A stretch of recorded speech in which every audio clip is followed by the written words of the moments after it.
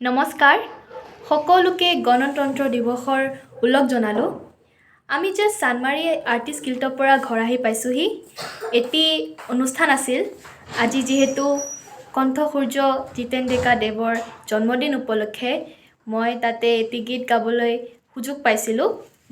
সেই গীতটি আপোনালোকৰ ওচৰত আগবঢ়ালোঁ